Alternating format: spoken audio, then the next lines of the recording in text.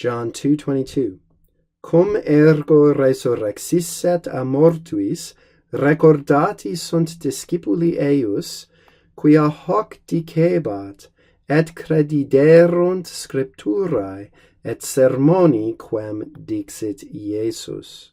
When therefore he had arisen from the dead, the disciples of him, his disciples, remembered that he was saying this, and they believed in the scripture and in the word which Jesus said. When therefore he had risen again.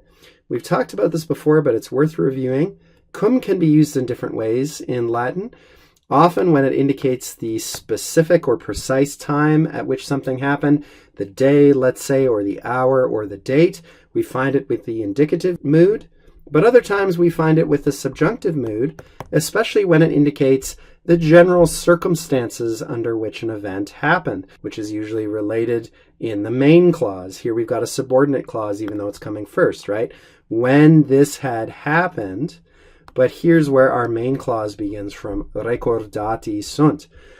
When he had arisen from the dead, a mortuis. Mortuis is a substantive here, from those who were dead. Resurrexisset, before we leave this, we've got a note. What have we got here? We've got our pluperfect subjunctive. And this bit here should be the marker that reminds you how to form this tense. You take the perfect stem, resurrexi, it would be in the first person singular, perfect active indicative.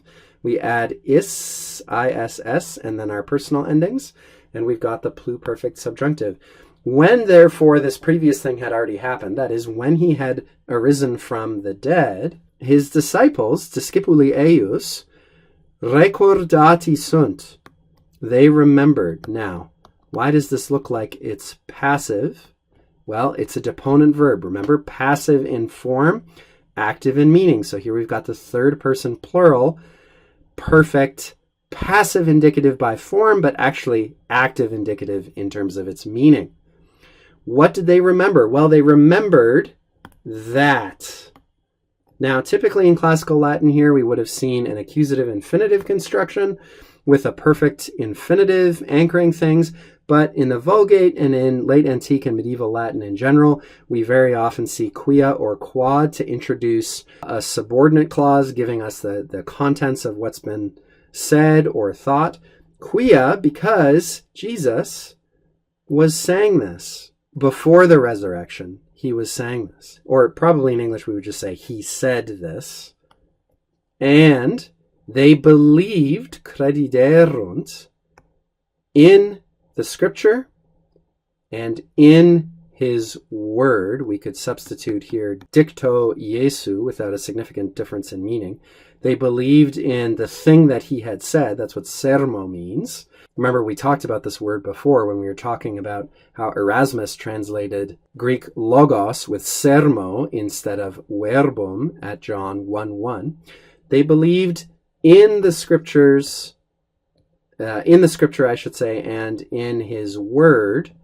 Datives singular here in both cases after crediderum. They believed in these things. Quem, the word which Jesus spoke.